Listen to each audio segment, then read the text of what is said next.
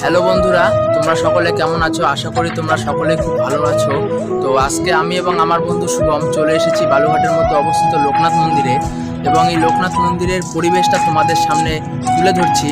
তোমরা ভিডিওর প্রথম থেকে শেষ অবধি ভিডিওটাকে দেখো এবং চ্যানেলে নতুন হয়ে থাকলে চ্যানেলটাকে সাবস্ক্রাইব করে পাশে থাকো।